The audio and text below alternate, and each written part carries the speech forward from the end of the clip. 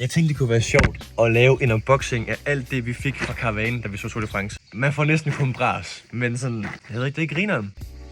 Den er sygt grim. Hatte generelt er der mange af. Jeg tror, min yndlingshat, vi fik, det er faktisk den her, men det er fordi, den er faktisk i god kvalitet. Normalt så er det sådan noget rigtig lort, man får, men den her, den er nice. Så fik min mor den her.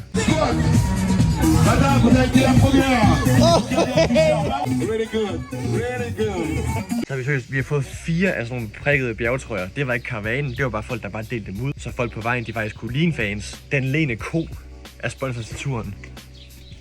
Det er sygt. Det er faktisk sygt. Vi har fået så mange hatte. Sådan en grim pandahat, den blev bare smidt ud jo. Det er dem, der sponsorerer den hvide trøje. Endnu en, den her. Så ja, det ved jeg heller ikke hvad. Så har vi fået sådan noget opvaskepis fra Ekstra. Jeg ved det ikke. Det er sjovt.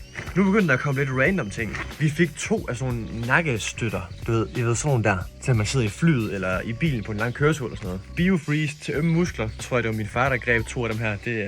Det var mayonnaise. Pasta. Vingummi. Øloplukkere.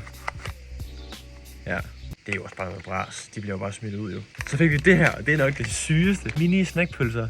Det er fandme sjovt. En kofedis, halsedisse, kaffe, vifte, et indkøbsnet. Det ved jeg sgu ikke lige. En lille bitte bøtte balsamico. Vi har også fået det her store net. Jeg synes, det fedeste, vi har fået, det er de her hatte. Men det er fordi, de faktisk er i okay kvalitet. Og det er ikke bare sådan noget, det er ikke sådan noget rigtig bras. Til alle jer, der undrer jer over, hvad man får ved karavanen ved Tour de France. Det er det, man får.